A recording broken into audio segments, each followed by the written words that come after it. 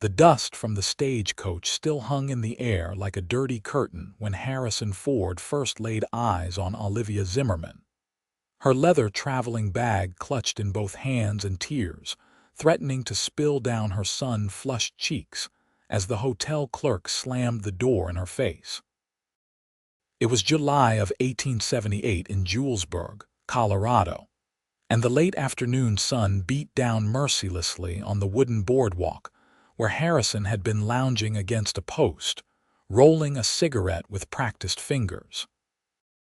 He had just returned from 3 weeks on the trail, driving cattle from Denver to Cheyenne, and his pockets were heavier with coin than they had been in months. The original plan had been to spend the evening at the saloon, maybe play some cards, definitely have a whiskey or 3. But something about the way that woman stood there, shoulders squared despite the obvious rejection, spine straight despite what must have been bone-deep exhaustion, made him pause with the cigarette halfway to his lips. Harrison was 26 years old, tall and lean from years of hard work, with sun-darkened skin and eyes the color of creek water in summer. His dark hair needed cutting and his jaw needed shaving, but his mother had raised him right before the fever took her, and he knew when a woman needed help. He pushed off from the post and crossed the dusty street, his boots making hollow sounds on the sun-baked boards. The woman had her back to him, one hand now pressed against the hotel door as if she might change her mind and knock again.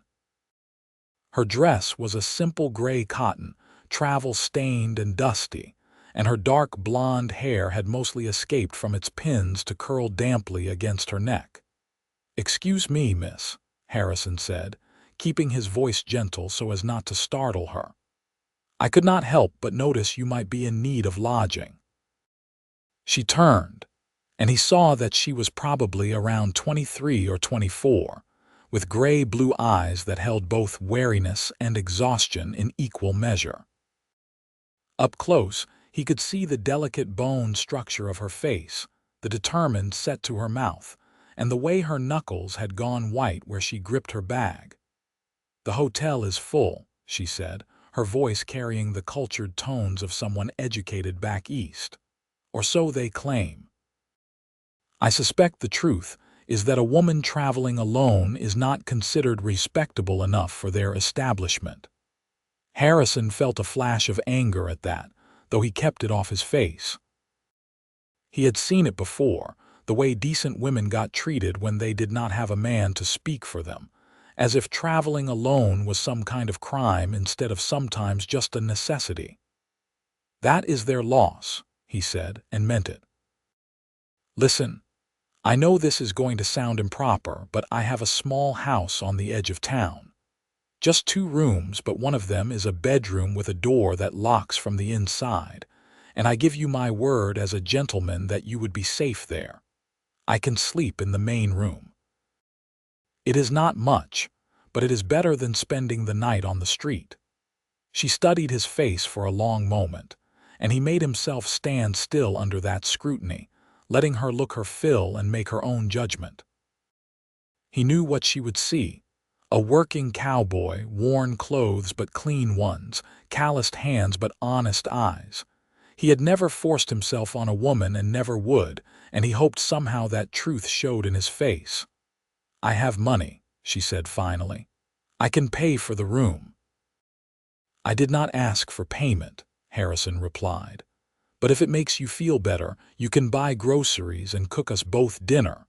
I have not had a home-cooked meal in 3 weeks, and I am powerful tired of my own bad trail cooking." Something that might have been a smile flickered across her face. "That seems fair. Though I should warn you, my cooking skills are somewhat limited. My education focused more on literature and music than domestic arts."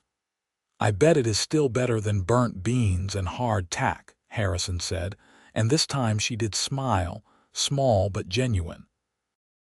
"I am Harrison Ford, by the way. Most folks just call me Harrison." "Olivia Zimmerman," she said, shifting her bag to extend her hand. Her handshake was firm, her palms soft but her grip determined. "And I accept your offer, Mr. Ford, with gratitude. I promise I will only impose on your hospitality until I can find proper lodging and employment."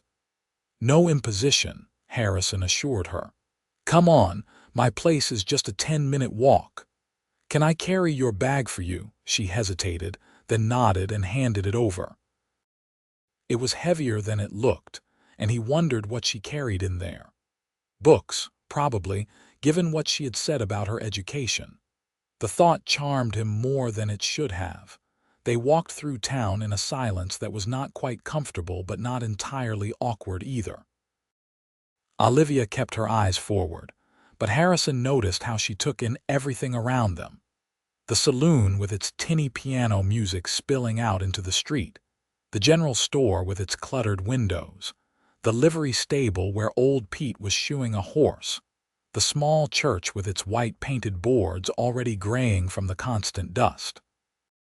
"It is smaller than I expected," Olivia said finally. "Julesburg, I mean." The conductor on the train made it sound like a bustling hub of commerce. "Well, we have got the railroad," Harrison said, "and we are right on the trail route to California, so we get travelers passing through regular. But yeah, it is not exactly Denver. What brings you out this way, if you do not mind my asking?" She was quiet for long enough that he thought she might not answer, and he was preparing to apologize for prying when she finally spoke. "I had a position as a governess in Ohio. The family moved to San Francisco, and they asked me to come with them. But when we stopped here to change trains, I received a telegram. The family had decided to make other arrangements. Apparently, they met someone on the ship and hired her instead." The matter-of-fact way she said it did not quite hide the hurt underneath. Harrison felt another flash of anger, this time at people he had never met. "That is a rotten thing to do," he said. "Leave you stranded like that with no warning." "They sent money for my return ticket to Ohio," Olivia said. "But I do not want to go back. There is nothing for me there anymore. My parents passed away 2 years ago and I have no siblings. I thought perhaps I could find work here or in one of the other towns nearby. Someone must need a teacher or a governess or even just someone who can read and write and do figures." They had reached his house by then, a small structure made of rough-hewn lumber with a stone chimney and a covered porch that sagged slightly on one side. It was not much to look at, Harrison knew, but it was paid for and it was his, and he kept it clean and in good repair. "It is not fancy," he said, suddenly seeing it through her eyes and finding it lacking. "But the roof does not leak and the stove works." "It is lovely," Olivia said, and she sounded like she meant it. "And it is very kind of you to share it with me." He unlocked the door and held it open for her. The inside was dim and cooler than the street, the windows having been closed against the dust. The main room held a small table with 2 chairs, a wood stove for cooking, a few shelves with supplies, and a narrow cot pushed against one wall. The bedroom door stood open, showing a slightly larger bed with a patchwork quilt and a small dresser with a chipped mirror. "The bedroom is yours," Harrison said, setting her bag down just inside the door. "I will get some fresh water from the well and air the place out a bit." "Let me help," Olivia said, already moving to open the windows. "You have been traveling too. You must be as tired as I am." They worked together in companionable silence, opening windows to let in the evening breeze, sweeping out the dust that had accumulated during his absence, bringing in fresh water from the well behind the house. Harrison found himself watching her when he thought she was not looking, noticing the efficient way she moved, the concentration on her face as she swept, the way she had rolled up her sleeves to reveal slender forearms. When the place was cleaned to her satisfaction, Olivia investigated his food supplies and announced that she could make biscuits and gravy if he had flour and bacon grease, which he did. Harrison sat at the table and watched her work, answering her questions about where things were kept, finding himself charmed by the little furrow that appeared between her brows when she concentrated. "You said you have been driving cattle," Olivia said as she mixed the biscuit dough. "Is that steady work?" "Steady enough," Harrison replied. "I work for a ranch about 5 miles outside of town. We drive cattle to market a few times a year, and the rest of the time I help with the day-to-day running of things. Mending fences, breaking horses, whatever needs doing. The pay is decent and the boss is fair." "Do you like it? The work, I mean." No one had ever asked him that before. People assumed that if you did a thing, you must like it well enough, or at least need the money badly enough that liking it did not matter. "I do," he said slowly. "I like being outside, working with animals. I like that at the end of the day you can see what you have accomplished. And I am good at it, which makes a difference. What about you? Did you like being a governess?" Olivia was quiet for a moment, her hands still moving as she patted out the biscuit dough. "I liked the children," she said finally. "And I liked teaching them, seeing them learn new things. But I did not like being neither family nor servant, existing in that strange space between. And I did not like having no control over my own life, being dependent on the whims of others." "Is that why you did not want to go back to Ohio?" "Partly." She cut out the biscuits and arranged them in the pan with careful precision, "but mostly because Ohio holds too many memories. My parents are buried there, and the house where I grew up belongs to someone else now. I thought perhaps out here I could start fresh, make a new life that is entirely my own." There was something brave and a little bit heartbreaking about that, Harrison thought. To come all this way alone, to have nothing and no one, and still be determined to start over rather than give up. They ate dinner at his small table as the sun set outside, painting the sky in shades of orange and purple. The biscuits were a little lopsided and the gravy was slightly lumpy, but it was still the best meal Harrison had eaten in weeks, made better by having someone to share it with. "Tell me about Julesburg," Olivia said as they ate. "What should I know if I am to find work here?" Harrison thought about it, chewing slowly. "Well, the school teacher position is already filled, but Mrs. Henderson is about 70 years old and talking about retiring. She might appreciate an assistant at least. The general store is run by the Chen family, and they are good people, fair and honest. There is a doctor in town, Dr. Wells, and I know his wife has been wanting help with their children now that there are 4 of them.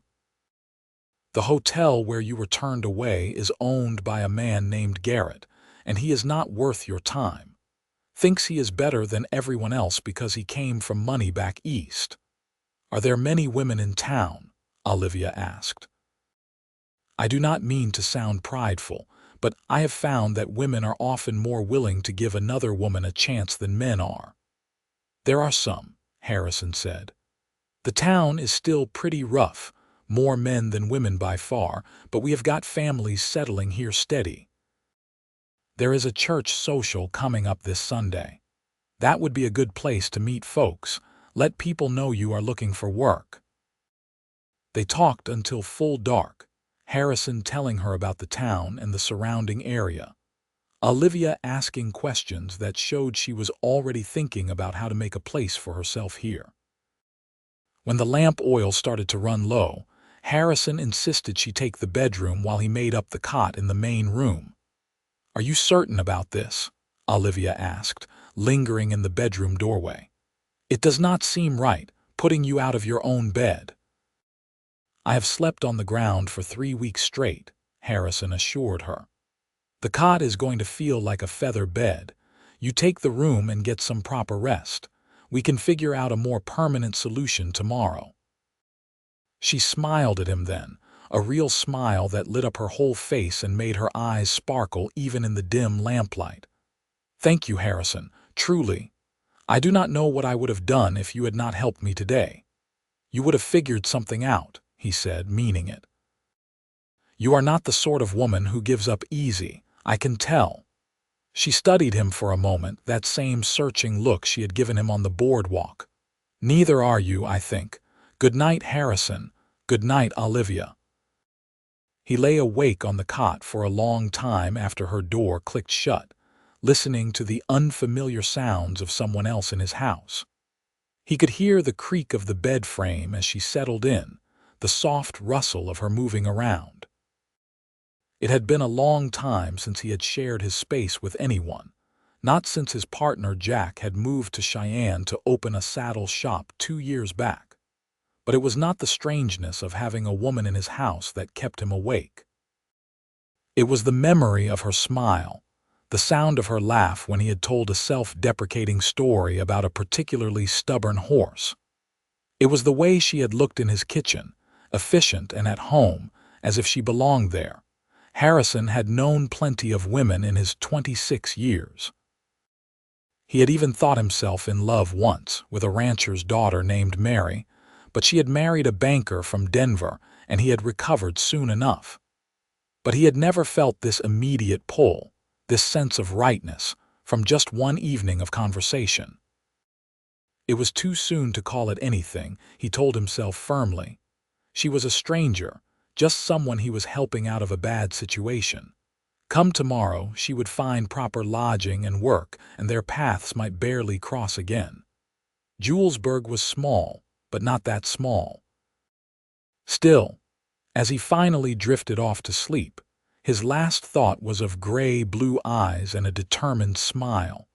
Harrison woke to the smell of coffee and the sound of someone moving quietly in the kitchen area. For a moment, he was disoriented, forgetting where he was and why. And then memory returned and he sat up quickly, running a hand through his sleep-mussed hair. Olivia was already dressed, her hair neatly pinned up, standing at his stove and frying something that smelled better than anything he had cooked for himself in months.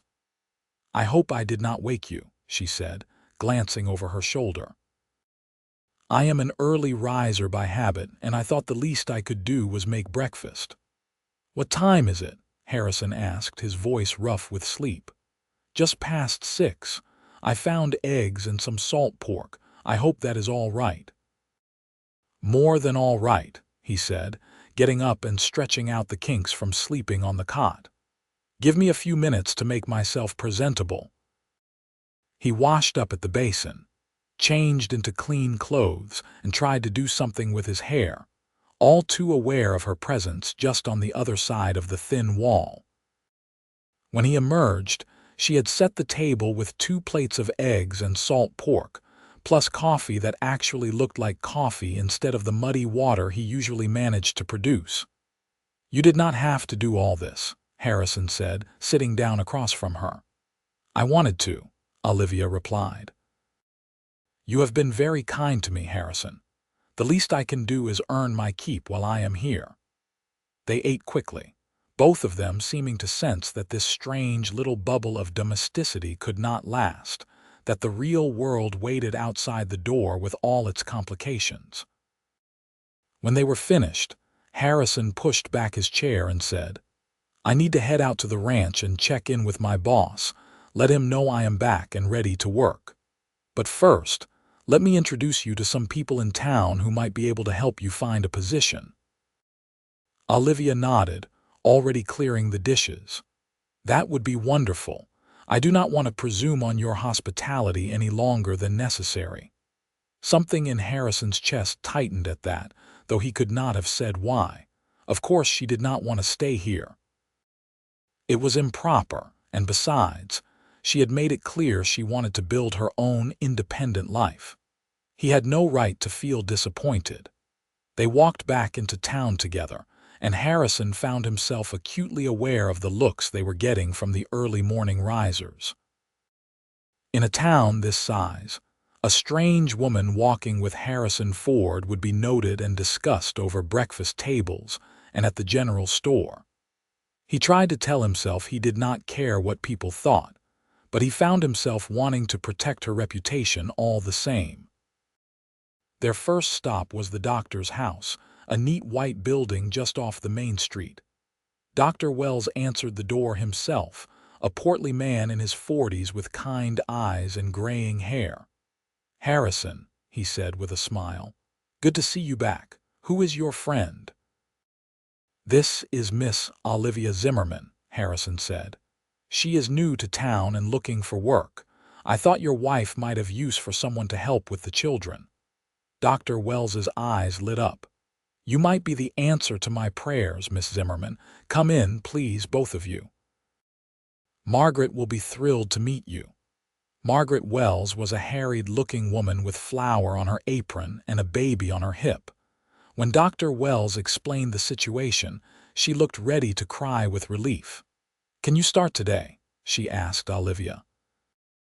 "I know that is terribly forward, but I am at my wit's end. The baby has been fussy and the other three need constant watching, and I have not had a moment to myself in weeks." "I can start right now if you need me to," Olivia said. "Though I should mention I have no formal training with small children. I have always worked with older pupils, teaching reading and arithmetic and such." "Can you keep 3 children alive and relatively clean for a few hours while I catch up on washing and cooking?" Margaret asked. "If so, you are hired." Olivia laughed, a genuine sound of amusement. "I believe I can manage that." They settled on wages quickly, more than fair in Harrison's opinion, and agreed that Olivia would work 4 days a week from morning until mid-afternoon. It was not full-time employment, but it was a start, and Margaret promised to ask around among her friends to see if anyone else needed help. "You still need a place to stay, though," Harrison said as they left the Wells house. "Let me talk to Mrs. Patterson. She runs a boarding house for respectable women. It is clean and safe, and she will not turn you away." But Mrs. Patterson's boarding house was full, and so were the 2 other options Harrison knew about. It seemed that Julesburg was experiencing a small boom of settlers, and rooms were at a premium. By noon, they had exhausted all the obvious options, and Harrison could see the worry starting to creep back into Olivia's expression. "You can stay with me until something opens up," he heard himself say. "We can make it work. I will ask around, let people know you are looking for a room to rent. Something will turn up soon." "Harrison, I cannot continue to impose on you," Olivia protested. "People will talk. It is not proper." "Let them talk," Harrison said, more firmly than he intended. "You need a safe place to stay, and I have one. Everything else is just details." She looked at him for a long moment, and he saw the war playing out behind her eyes. Pride against practicality, propriety against necessity. Finally, she nodded. "Just until something else becomes available," she said, "and I will pay you rent." "We can discuss that later," Harrison said. "Right now, I need to get out to the ranch before my boss thinks I have run off to California. Will you be all right on your own for a few hours?" "I have Mrs. Wells expecting me this afternoon," Olivia reminded him. "I will be fine. Thank you, Harrison, for everything." He tipped his hat to her and headed for the livery stable where he kept his horse during his longer absences. Old Pete had kept the animal well fed and groomed, and Harrison paid him with thanks before mounting up and heading out of town. The ride to the ranch gave him time to think, which might not have been a good thing. He kept replaying the morning in his head, the easy way they had moved around each other in the small kitchen, the smile on her face when she laughed. He kept thinking about how right it had felt to walk through town with her, to introduce her to people, to help her start building a life here. It was dangerous thinking, he knew. She had been clear about wanting her independence, and he had no business getting attached to a woman he had known for less than a day. But there was something about Olivia Zimmerman that got under his skin in the best possible way. His boss, a gruff man named Samuel Hendricks, was glad to see him back and immediately put him to work helping repair a section of fence that had been damaged in a recent storm. It was hard, physical labor that required concentration, which Harrison was grateful for. It kept his mind occupied with things other than gray-blue eyes and determined smiles. He did not get back to town until well after dark, bone-tired and smelling of sweat and horses. The windows of his little house glowed with lamplight, and he felt something warm settle in his chest at the sight. He had gotten used to coming home to a dark house, to cold suppers eaten alone. Having someone waiting, even if it was just temporary, felt good. Olivia had dinner ready. Beans and cornbread, simple but hot and filling. She had also cleaned the house more thoroughly than Harrison usually bothered to, and there were wildflowers in a jar on the table. "How was your first day with the Wells family?" he asked as they ate. Olivia's face lit up. "Challenging but good. The children are a handful, but they are sweet.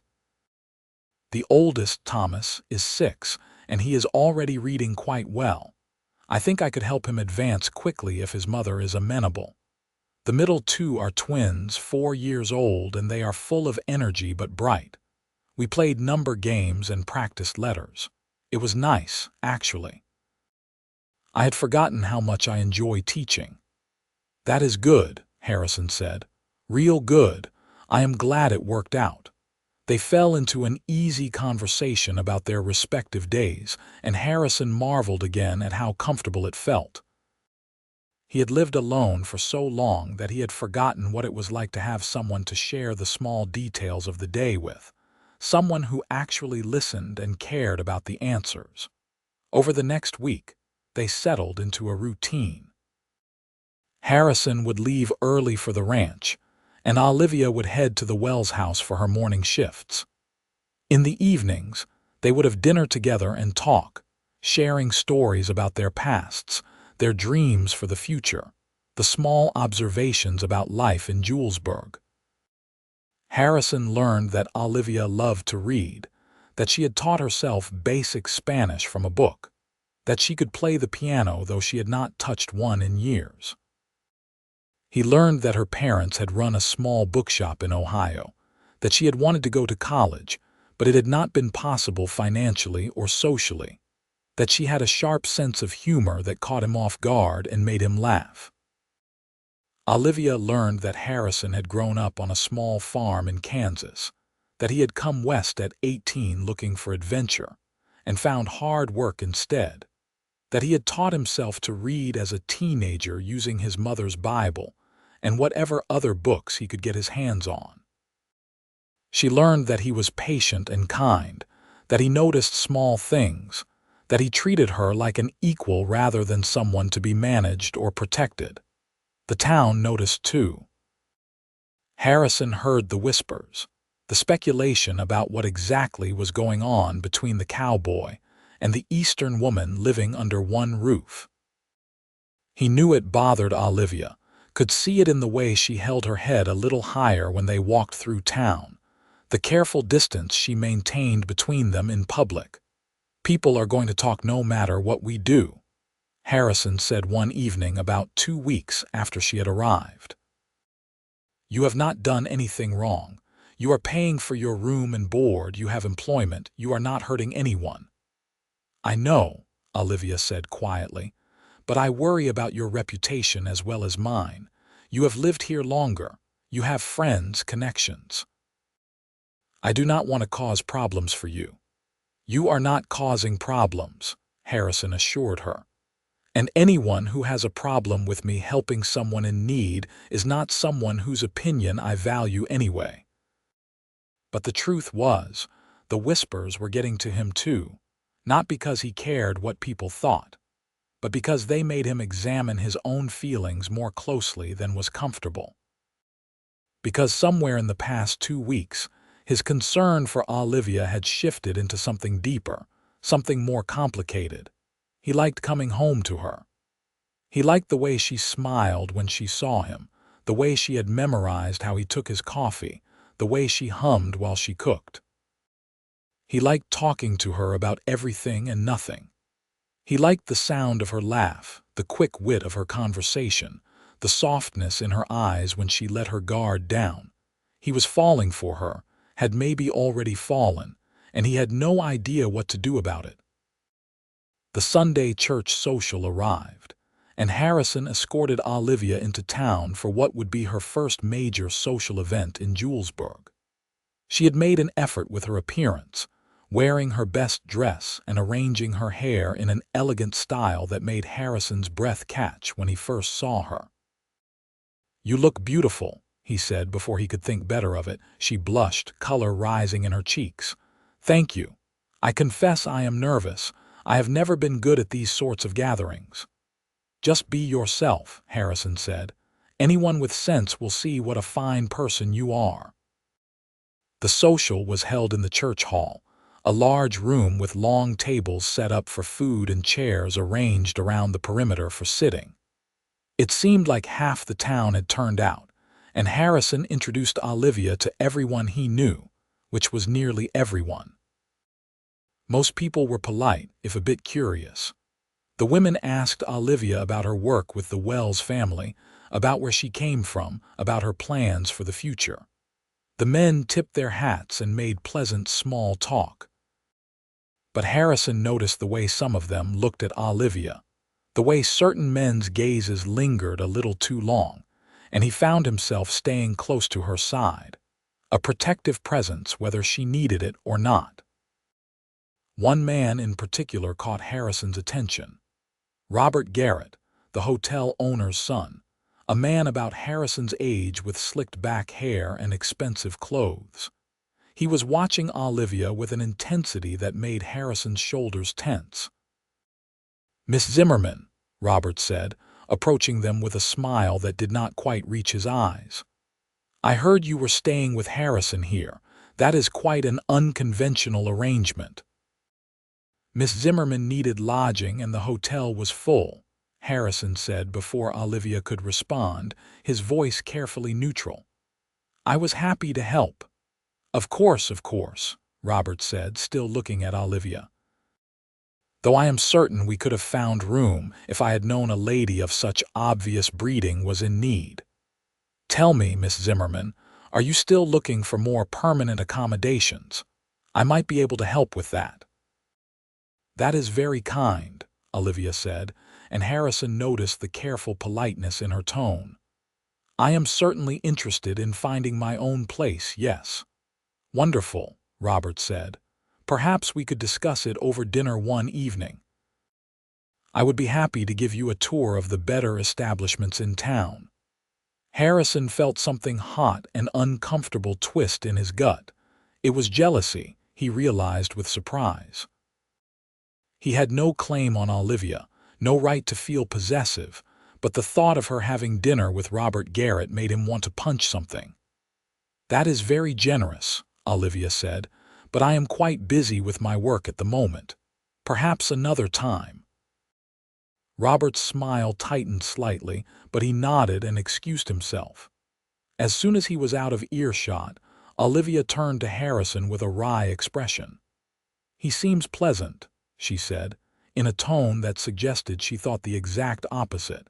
Harrison surprised himself by laughing. "Robert Garrett is many things, but pleasant is not one of them. His father is convinced that money and breeding make them better than everyone else, and Robert learned that lesson well." "I thought there was something off about him," Olivia said.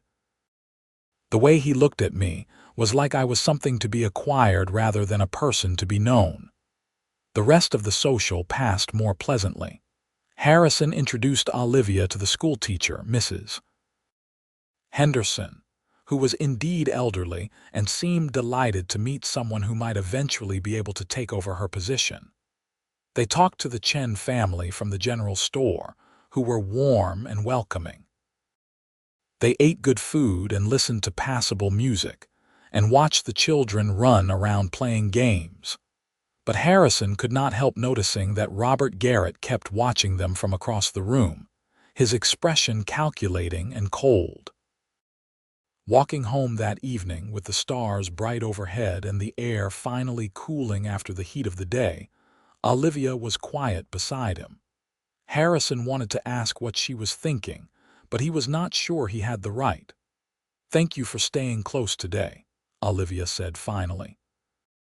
"I know it probably seemed silly, but I appreciated having someone I trust nearby." "It did not seem silly," Harrison assured her. "These things can be overwhelming, especially when you are new to a place." They had reached his house, their house for now, and they stood on the porch for a moment in the darkness. Harrison could smell the wildflowers Olivia had planted in the small garden beside the steps, could hear the distant sound of music still coming from the town. "Harrison," Olivia said softly, "I need to tell you something." His heart started beating faster. "What is it?" "I have been here for 2 weeks now, and I know I said I would find other lodging as soon as possible, but the truth is, I have not been looking very hard. Not because I am lazy or taking advantage of your kindness, but because I have been happier these past 2 weeks than I have been in years. I like living here with you. I like our evenings together, our conversations. I like feeling like I have a home, even if it is not really mine." Harrison felt like all the air had been sucked out of his lungs. "Olivia, please let me finish," she said, and there was a slight tremor in her voice. "I know it is not proper, I know people talk, but I do not want to leave, Harrison, not unless you want me to." "I do not want you to leave," Harrison said, the words coming out rougher than he intended. "I have not wanted you to leave since the first morning I woke up and smelled coffee, but I did not think I had the right to ask you to stay. You talked about wanting your independence, about building your own life. I can have my own life and still share a home with someone I care about," Olivia said. "Unless I am reading this situation entirely wrong, unless you do not feel." She trailed off, and Harrison could see her gathering courage, see the vulnerability in her face even in the dim light from the stars. "I feel it," he said quietly. "I have been feeling it for days now, maybe since the beginning. I just did not know if you felt the same." "I feel the same," Olivia whispered. Harrison reached out slowly, giving her every chance to pull away, and cupped her face in his calloused hand. She leaned into the touch, her eyes fluttering closed for a moment, and then she was looking at him again with those gray-blue eyes that had haunted his dreams. "Can I kiss you?" he asked. "I wish you would," she replied. He kissed her there on the porch of his little house, gentle at first and then deeper as she responded, her hands coming up to grip his shirt, his arms sliding around her waist to pull her closer.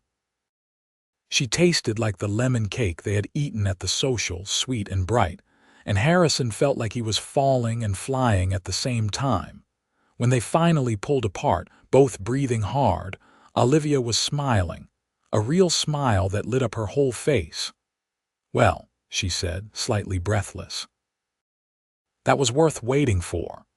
Harrison laughed, giddy with relief and joy and the lingering sensation of her lips against his. "Does this mean you are staying?"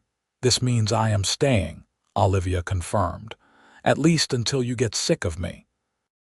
"That is never going to happen," Harrison said with absolute certainty. They went inside and sat up late talking, not about anything important, just enjoying being able to be close, to hold hands across the table, to not have to hide what they felt. When they finally said goodnight and retreated to their separate rooms, Harrison lay in his cot and marveled at how his life had changed in just 2 weeks. He had gone from being alone to having someone, from coming home to darkness to coming home to light. He had found something he had not even known he was looking for. The next few weeks passed in a blur of happiness. Harrison and Olivia continued their routine of work during the day and evenings together, but now there was an ease between them that had not existed before. They could touch casually, could share affectionate glances, could talk about the future as something they might build together. Olivia's position with the Wells family had expanded.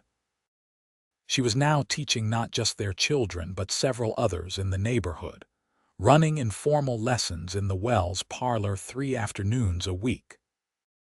Word had spread about her education and her teaching skills, and parents were approaching her asking if she could help their children with reading and arithmetic. "I think I might be able to start an actual school," Olivia said one evening, her eyes bright with excitement. "Not to replace Mrs. Henderson, but to supplement her work. An evening school for older children who work during the day, or special lessons for children who need extra help. What do you think?" "I think you could do anything you set your mind to," Harrison said honestly. "If you want to start a school, you should do it." She leaned over and kissed him, quick and sweet. "You always believe in me. You know how rare that is. How wonderful." Harrison had not thought about it much, but he supposed it was wonderful. His own mother had believed in him that way, had encouraged him to learn to read even when his father thought it was a waste of time for a farm boy. He wanted to be that for Olivia, someone who saw her potential and supported her dreams, but their happiness was not without complications. The gossip had not died down, and if anything, it had increased as people noticed how close they had become. Harrison heard the whispers at the ranch, the suggestions that Olivia was his mistress, that they were living in sin. He did his best to ignore it, but he could see that it bothered Olivia more than she wanted to admit. "Maybe I should find another place to live," she said one evening, her voice troubled. "Not because I want to, but because the talk is not going to stop as long as we are under the same roof without being married." Harrison's heart stopped. "Are you saying you want to get married?" he asked carefully. Olivia looked at him, startled. "I am not asking you to marry me if that is what you mean. I know we have not been together very long. I just mean that the gossip might force us apart if we do not." "Marry me," Harrison said. "What?" "Marry me," he repeated, getting up from his chair and coming around the table to kneel beside her. "I know it has only been a month and a half. I know that is fast. But I love you, Olivia. I love coming home to you. I love talking to you. I love the way you hum when you cook, and the way you get that little furrow between your brows when you are thinking hard.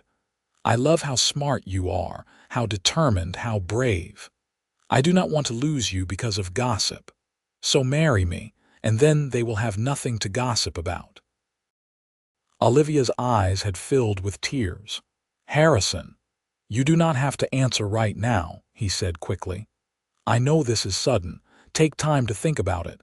I just needed you to know that I am serious about you, about us. This is not just convenient for me.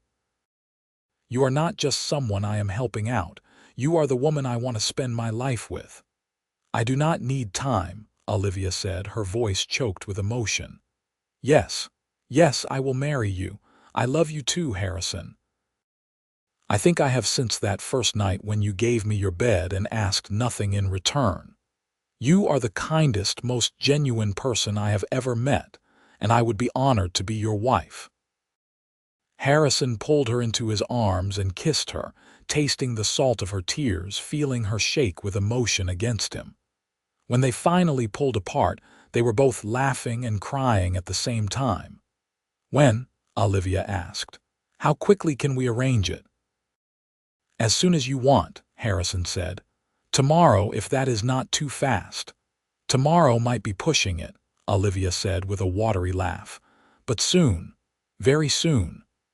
They were married the following Saturday in the small church in Julesburg with Dr. and Mrs. Wells standing up as witnesses. Olivia wore her best dress with a wreath of wildflowers in her hair that Harrison had picked that morning. Harrison wore new clothes purchased from the general store, and he had actually managed to shave without cutting himself. The ceremony was simple and short, but when the preacher pronounced them husband and wife and told Harrison he could kiss his bride, Harrison felt like his heart might burst with happiness. Olivia smiled up at him through happy tears, and he kissed her in front of God and the handful of friends who had come to celebrate with them. Afterward, there was a small gathering at the church hall. The Wells family had brought food, and other townspeople had contributed dishes as well. Even the Chen family had closed their store early to attend, bringing a beautiful embroidered tablecloth as a wedding gift. Not everyone was happy about the union. Harrison noticed Robert Garrett watching from the back of the room with a sour expression, and a few of the town's more proper ladies whispered behind their hands. But most people seemed genuinely pleased, and Harrison chose to focus on that rather than the few dissenting voices. As the afternoon wore on and the celebration continued, Harrison found himself watching his new wife across the room. She was talking animatedly with Mrs. Chen about possibly teaching some of the Chinese children in town, her whole face alight with enthusiasm. She caught him looking and smiled, that special smile she saved just for him, and Harrison felt a wave of gratitude wash over him. 2 months ago, he had been alone, going through the motions of his life without really thinking about the future. Now he had a wife, a partner, someone to build a life with, and it had all started because he had been in the right place at the right time to see a woman in need of help. They walked home together as husband and wife, holding hands in the gathering dusk. The house looked the same as always, but somehow it felt different now, more like a true home than just a place to sleep. "Are you happy?" Harrison asked as they reached the porch.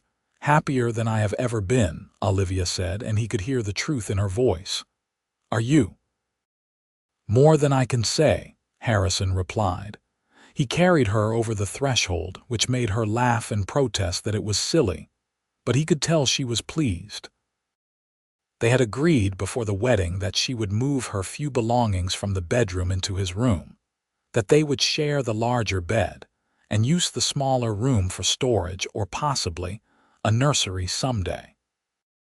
That night, lying next to his wife in the darkness, listening to her breathe as she slept, Harrison thought about the strange twists and turns life could take.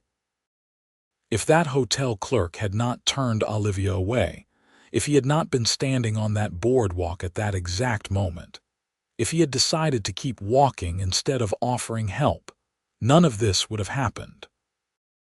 He thought about fate and chance and the small decisions that ended up changing everything. And he thought about how grateful he was for all of it. The months that followed their wedding were some of the best of Harrison's life. He continued his work at the ranch, and Olivia's informal school grew until she was teaching nearly 15 children on a regular basis. They fell into the comfortable rhythms of married life, learning each other's habits and quirks, navigating the small disagreements that came up and finding their way back to harmony. When winter came and the work at the ranch slowed, Harrison took on odd jobs in town to keep money coming in. He helped the Chen family with repairs to their store, did carpentry work for several families, and even helped the doctor build an addition onto his house. Olivia taught through the winter, moving her classes to the church hall where there was more space and a better stove for heating. She had become a fixture in the community, someone people turned to for help with letters or advice on education, or just a friendly conversation. In the spring, Olivia announced that she was pregnant. Harrison felt a mix of joy and terror that left him speechless for a full minute before he could gather her into his arms and tell her how happy he was. "Are you sure?" he asked, knowing it was a foolish question but unable to help himself. "Very sure," Olivia said, laughing at his expression. "Dr. Wells confirmed it yesterday. I am about 3 months along, which means the baby should come in early fall." "A baby," Harrison said, still trying to wrap his mind around it. "We are going to have a baby."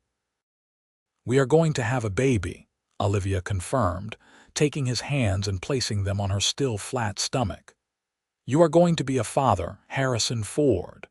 The pregnancy was not easy.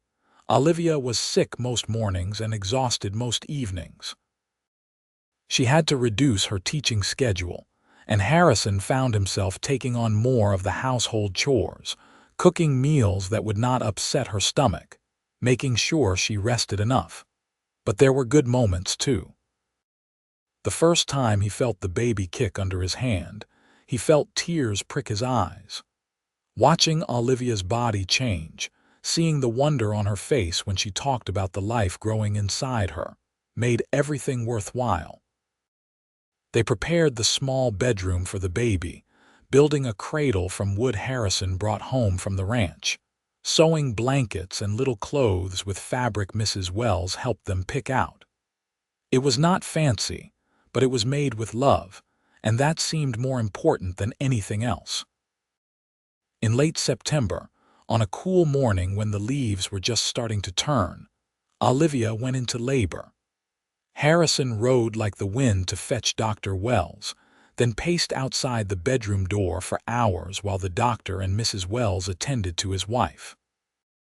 The sound of her pain nearly drove him mad, but Mrs. Wells assured him that everything was progressing normally, that Olivia was doing well, that he just needed to be patient. Finally, as the sun was setting, he heard a new sound, the thin, strong cry of a newborn baby. A moment later, Dr. Wells opened the door with a tired smile. "You have a son," he said, "a healthy boy, and your wife is doing fine though she is exhausted. You can come in now." Harrison entered the room on shaking legs. Olivia was propped up in bed, her hair damp with sweat, her face pale but glowing. And in her arms, wrapped in one of the blankets they had made together, was a tiny red-faced baby with a surprising amount of dark hair. "Meet your son," Olivia said softly. Harrison approached the bed slowly, carefully, as if afraid he might break something with his rough hands and clumsy ways. But when he looked down at that small, scrunched face, at those tiny fingers curled into fists, he felt something shift and settle deep in his chest. "He is perfect," Harrison whispered. "You are perfect. I cannot believe this is real." "Very real," Olivia said with a tired laugh. "And very loud, I suspect, once he gets hungry. You want to hold him," Harrison did, carefully taking the baby from Olivia's arms and cradling him against his chest.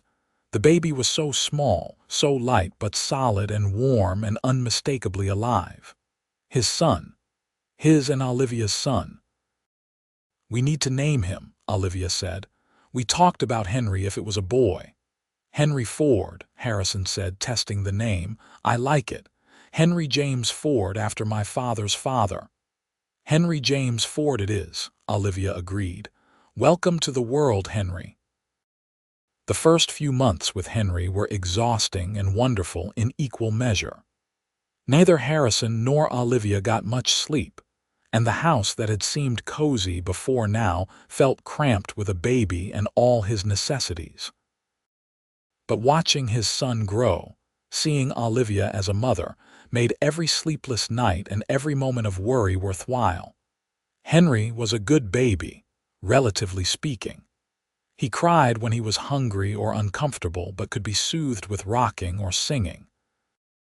He seemed fascinated by faces and would stare at Harrison or Olivia for long minutes, as if trying to figure out who these giants were who took care of him. Olivia returned to teaching part-time when Henry was 3 months old, bringing him with her to classes and teaching him to sleep through the noise and activity. The children were fascinated by the baby, and several of the older girls took turns helping Olivia care for him. Harrison's boss at the ranch gave him a raise, acknowledging the increased responsibility of having a family to support. It was not much, but every bit helped, and Harrison was grateful for the recognition. Life settled into a new rhythm, one that included a baby's needs alongside their own. They were tired all the time, but they were happy. Harrison would come home from work to find Olivia nursing Henry or playing with him on a blanket on the floor, and his heart would swell with love for both of them. When Henry was 6 months old, Olivia came to Harrison with a proposition. "I have been thinking," she said, "about the future, about Henry's future. "What about it?" Harrison asked, bouncing Henry gently on his knee. "I want to buy land," Olivia said. "Not much, just an acre or two outside of town. I have been saving money from my teaching, and you have been saving from the ranch work. I think we have enough for a down payment. We could build a real house, one with room for more children if we are blessed with them. We could have a garden, maybe keep a few chickens. Give Henry a place to grow up that is truly ours." Harrison looked at his wife, at the determination and hope in her eyes, and felt a surge of love so strong it almost hurt. "I think that is a fine idea," he said. "A real fine idea. Let us start looking for land." They found 2 acres on the edge of town, flat and fertile with a small stream running through one corner. It was more than they could strictly afford, but the owner was willing to work out a payment plan, and both Harrison and Olivia were confident they could make it work. Building the house took time. Harrison did most of the work himself, with help from friends and neighbors on the weekends. It was slow going, fitting it in around his ranch work and Olivia's teaching and caring for Henry, but gradually the structure took shape. It was a simple house, just 3 rooms to start, with a kitchen that was part of the main living area, a proper bedroom, and a small room for Henry. But it had real glass windows and a stone fireplace and a porch wide enough for sitting on summer evenings. It was theirs, built with their own hands and paid for with their own money, and that made it more beautiful than any mansion. They moved in when Henry was just over a year old, carrying their few possessions across town in a borrowed wagon. The house still smelled of fresh wood and new paint, and it felt enormous after the cramped quarters they had been living in. That first night in their new home, with Henry asleep in his new room and the sound of the wind rustling through the grass outside, Harrison and Olivia sat on their porch and looked up at the stars. "We did it," Olivia said softly. "We built a home, a real home." "We did," Harrison agreed, pulling her close against his side. "And this is just the beginning. We have got years ahead of us, years to fill this place with love and life." "More children?" Olivia asked, a hint of teasing in her voice. "If we are lucky," Harrison said. "Henry needs brothers and sisters to keep him humble." Olivia laughed and kissed him, and Harrison thought about how far they had come from that evening 2 years ago when he had seen a woman being turned away from a hotel. He thought about all the small moments and decisions that had led them here, to this porch, to this home, to this life. The years passed, and the house on the edge of Julesburg filled with life just as Harrison had predicted. Olivia gave birth to a daughter, Sarah, when Henry was 3, and then another son, Michael, 2 years after that. The house that had seemed so spacious suddenly felt full, but it was a good kind of full, vibrant with the noise and energy of children.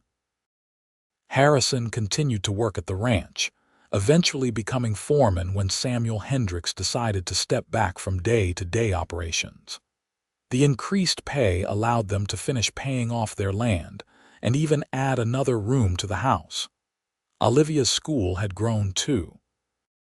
The town had officially recognized it as a proper school, and Olivia was now the official school teacher for the primary grades, while Mrs. Henderson continued to teach the older children until she finally retired and moved to Denver to live with her daughter. The town hired a new teacher for the older children, but everyone still considered Olivia's school to be the heart of education in Julesburg. Their children thrived. Henry grew into a serious, thoughtful boy who loved books almost as much as his mother did. Sarah was wild and adventurous, always getting into some kind of mischief. Michael was the charmer, able to talk his way out of trouble with a smile and a well-timed apology. Harrison and Olivia had their struggles, of course. Money was sometimes tight, especially when the ranch had a bad year or when one of the children got sick and needed the doctor. They disagreed sometimes about how to discipline the children or how to spend their limited resources. But they always talked it through, always remembered that they were on the same team, and that made all the difference. On their 10th wedding anniversary, Harrison took Olivia into town for dinner at the hotel, the same hotel that had turned her away all those years ago. Robert Garrett had taken over running it from his father, and while he was still not the warmest person, he had at least learned to be professional. "Do you ever think about that night?" Harrison asked as they ate. "When I found you on the boardwalk." "All the time," Olivia said with a smile. "I think about how scared I was, how alone I felt. And then there you were, this kind stranger offering help without expecting anything in return. I think that was the moment my life really began." "Mine too," Harrison said. "I did not know it then, but everything I had been working toward, everything I had been building was just preparation for meeting you, for building a life with you." Olivia reached across the table and took his hand. "We have had a good life, have we not? A happy life." "The best," Harrison agreed. "And it is not over yet. We have got years ahead of us still." But life, as it does, brought changes they could not have predicted. When Henry was 12, Samuel Hendricks died suddenly, and his widow decided to sell the ranch. Harrison was offered the position of manager by the new owner, a young man from back east who knew cattle in theory, but not in practice. It was more responsibility and more money, and Harrison took the job with a mixture of pride and trepidation. The extra income allowed them to make improvements to their property. They added more rooms to the house, built a proper barn for the horses and chickens that Olivia insisted on keeping, and even installed a pump in the kitchen so Olivia did not have to haul water from the well. When Henry was 15, he announced that he wanted to go to college. He had been working odd jobs around town for 2 years, saving every penny, and he had his heart set on studying law in Denver. Harrison's first instinct was to say no, to point out how expensive it would be, how far away, how much help he needed on the property. But Olivia squeezed his hand under the table and gave him a look that said, "Let our son spread his wings." And Harrison remembered his own mother encouraging him to learn, to read, to reach for more than just what was expected. "If that is what you want," Harrison said slowly, "then we will find a way to make it happen. Your mother and I did not build this life so you would be limited by it. We built it so you could reach higher." Henry's eyes shone with gratitude and determination, and Harrison knew they had made the right choice, even if it meant scrimping and saving and working harder than ever. Sarah surprised everyone by showing an aptitude for numbers and a love of business.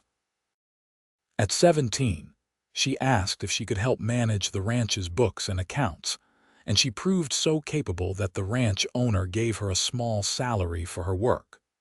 Michael wanted to be a cowboy like his father, spending every spare moment learning to rope and ride and handle cattle.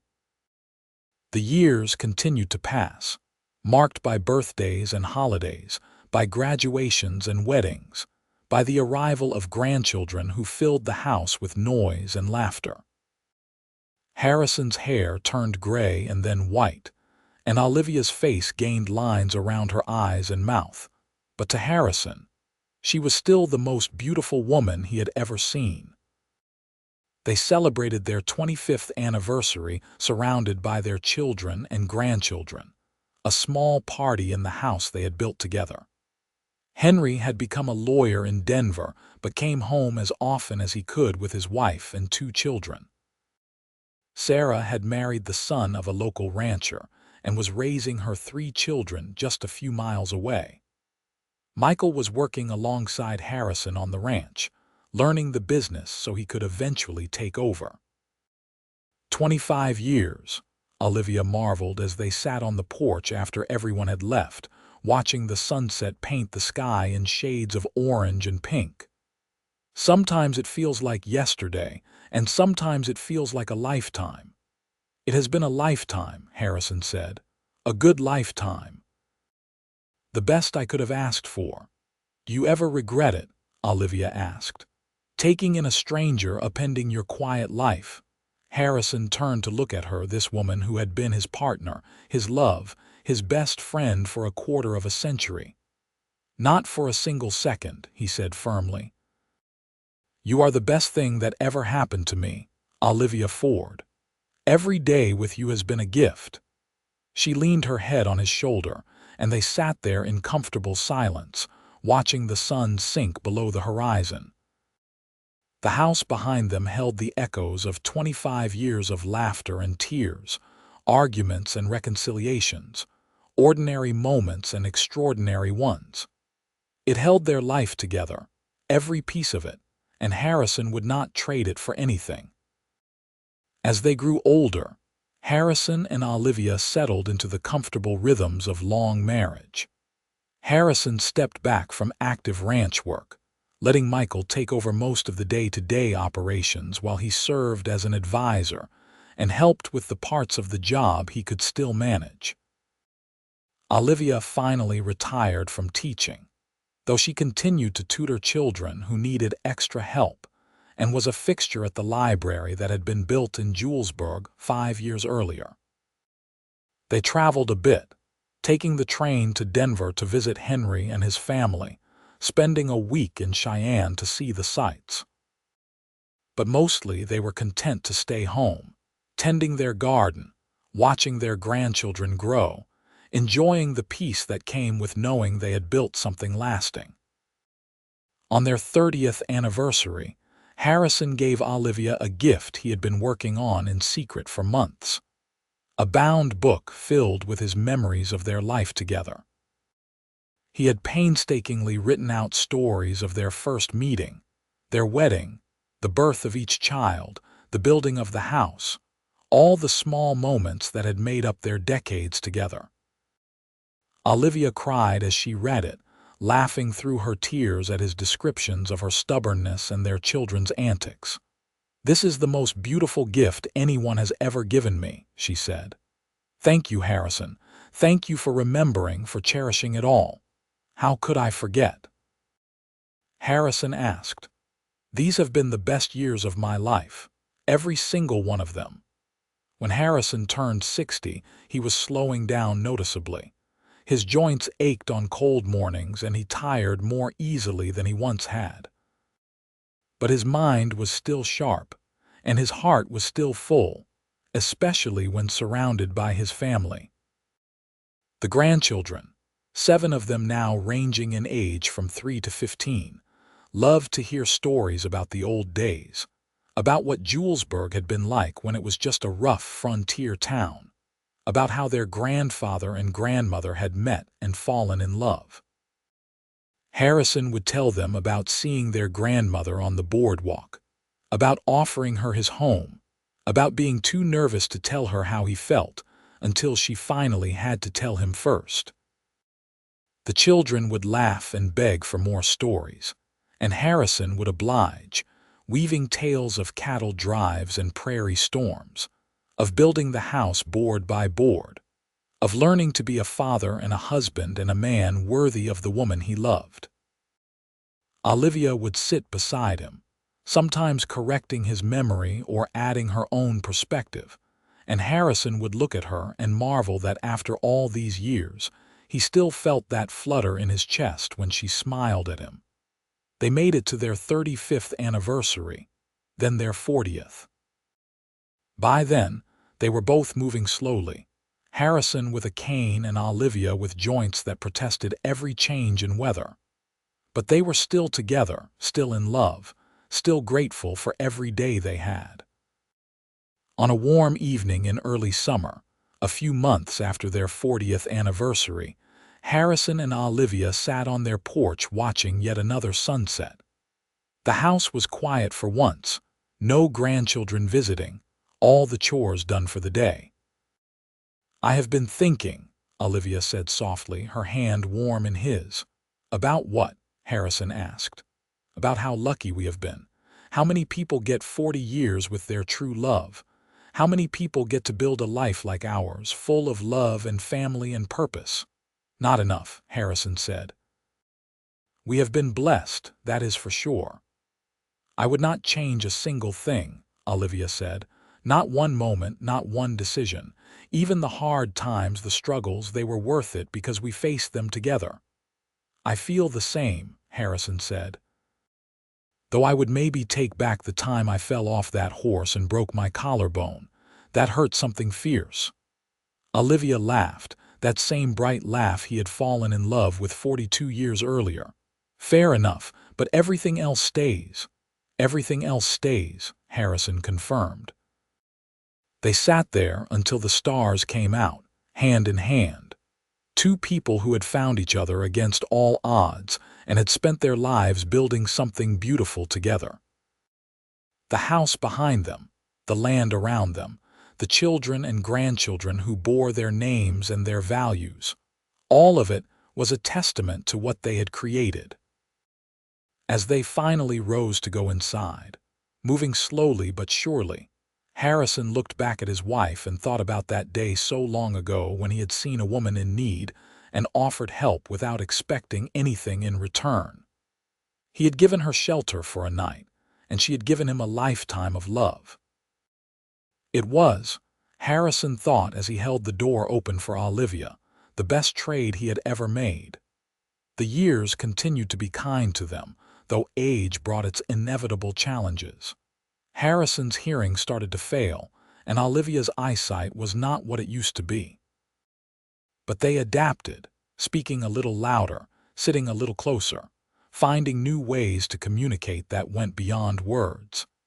They celebrated their 45th anniversary with all 3 children, their spouses, and 9 grandchildren gathered around them.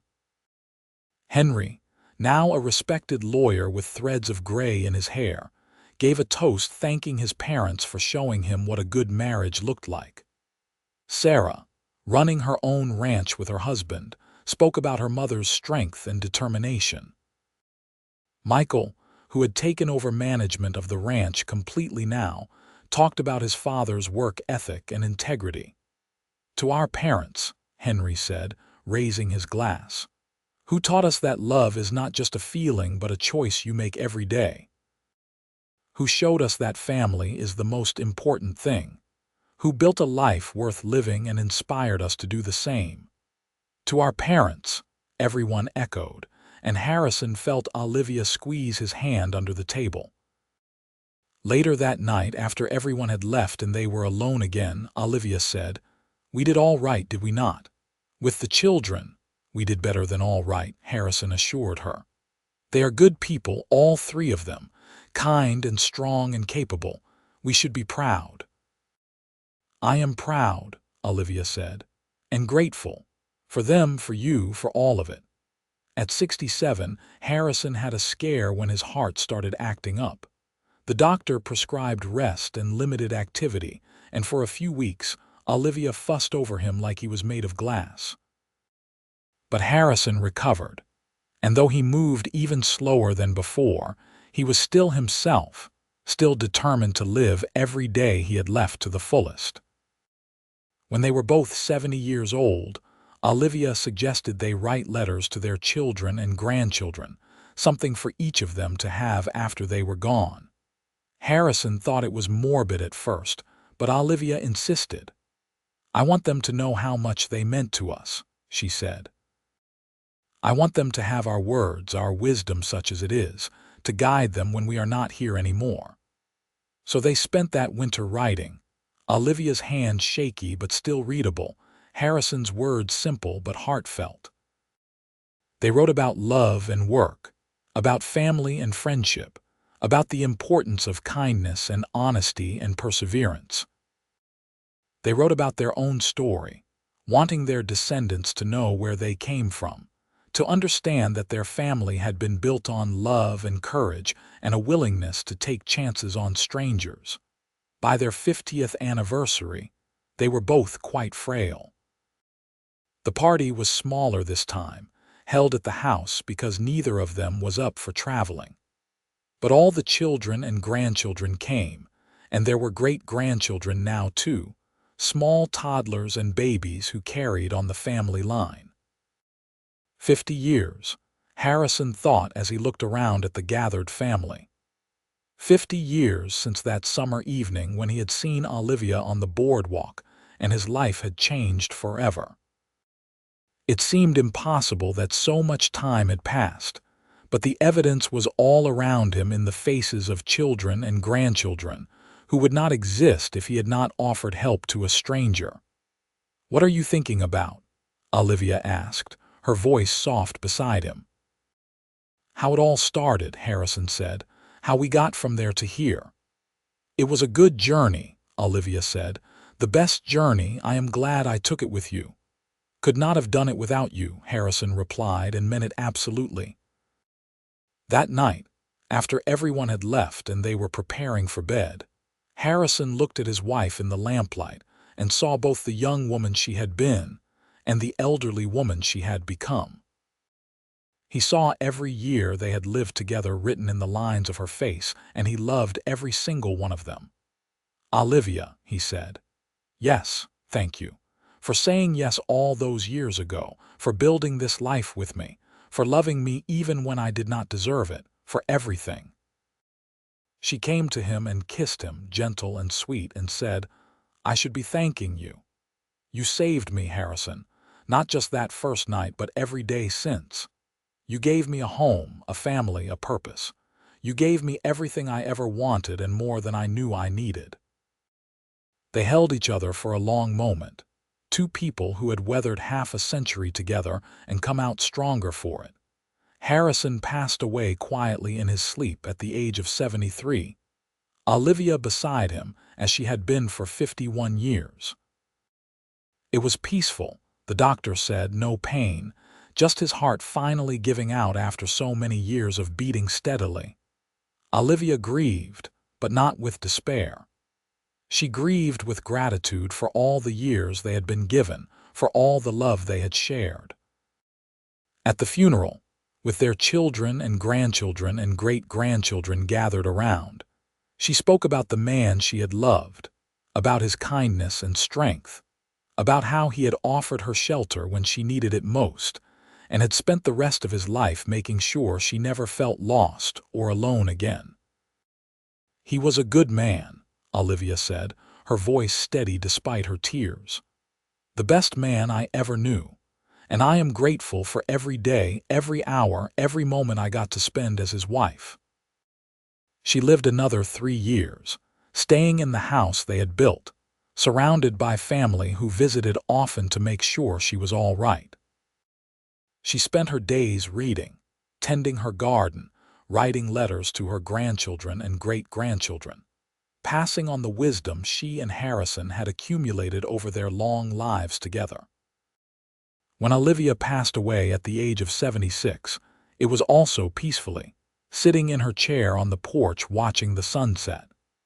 Sarah found her the next morning, a peaceful smile on her face, as if she had seen something beautiful in those last moments. They buried her next to Harrison in the small cemetery on the edge of town, under a large oak tree that provided shade in summer and shelter from the wind in winter. The headstone read, "Olivia Zimmerman Ford, beloved wife, mother, grandmother, teacher, friend, and light to all who knew her." At the funeral, Henry read from the book his father had made for their 30th anniversary, the stories of their life together. There was not a dry eye among the gathered friends and family as they listened to tales of love and perseverance, of two people who had found each other against all odds and had spent their lives building something lasting and beautiful. After the service, as the family gathered at the house for a meal, Michael stood and raised his glass. "To our parents," he said, "who taught us what love looks like, who showed us that family is everything, who built a legacy not of wealth or fame, but of kindness and love and lives well lived. May we honor their memory by living as they did, with open hearts and generous spirits."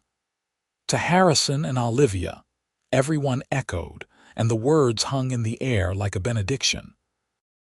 The house passed to Michael and his family, but it remained a gathering place for all the descendants of Harrison and Olivia Ford. Every summer, the family would come together there. Children and grandchildren and great-grandchildren and eventually great-great-grandchildren, all of them connected by the love story that had started on a dusty boardwalk in Julesburg, Colorado, in the summer of 1878. They would sit on the porch in the evenings, just as Harrison and Olivia had done, and tell stories about the couple who had started it all. They would talk about the cowboy who had seen a woman in need and offered help without hesitation.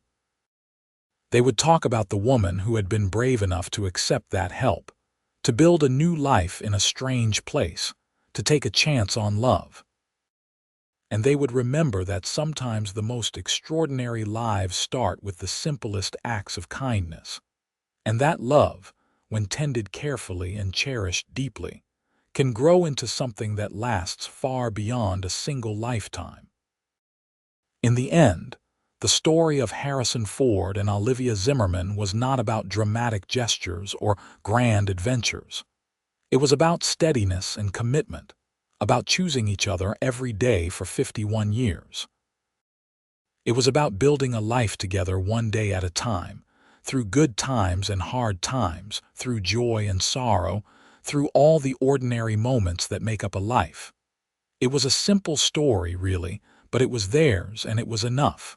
More than enough. It was everything.